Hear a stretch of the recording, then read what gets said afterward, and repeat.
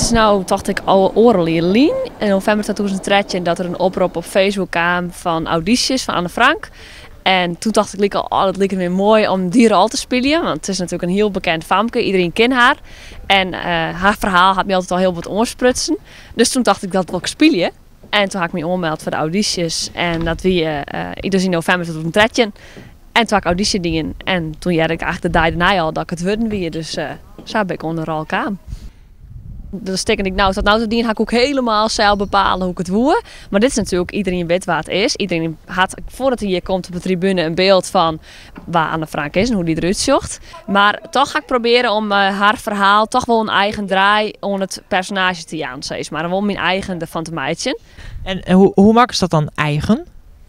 Nou, sowieso zien van wat had zij van verhaal. Dus had bijvoorbeeld een keer zat heel soort ruzie met haar mem, bijvoorbeeld heel soort discussies. Nou, dat ga ik ook. En dan zie ik van hoe ga ik dat met mijn mem en hoe gedraag ik me daar dan in. En dat neem ik dan hoe ik dat zou doen. Dus wel.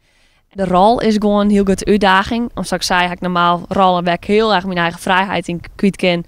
En dit is toch wel een heel lastige. En dat is het nog steeds om te spelen. Ja, want hoe doet dat dan? Een famke van 13, 14 speel je als zelf toch iets net meer in die categorie zit?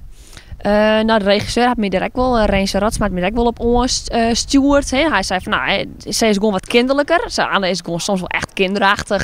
Er zaten gewoon dingen, nou ja, hoe pubers wijzen kennen, dat ben ik net meer. En dat zit hem al in de tekst. En daar stuurt hij dan op on. En dan, dat zou ik zelf net zo aan, maar dan maakt het wel bendiger. Hoe zocht waarom op de Aroene periode? Want je bent er al een hele tijd mee bezig. Ik schudde mij grote plezier. Waarom? We gaan heel lang inderdaad werken vanaf januari. En ik ben heel blij dat het nou eindelijk gewoon juni is. En we gewoon haast los kunnen. Want wie eerst wel heel lastig. We repeteren eerst gewoon binnen. Hier is niks. En nu hebben we een prachtig decor. En kist alles. Kist vielen zodat het is in een liedskamerke. En dat maakt dat ik er nou heel soort zin aan heb. Dus dat is eigenlijk wel heel spannend natuurlijk.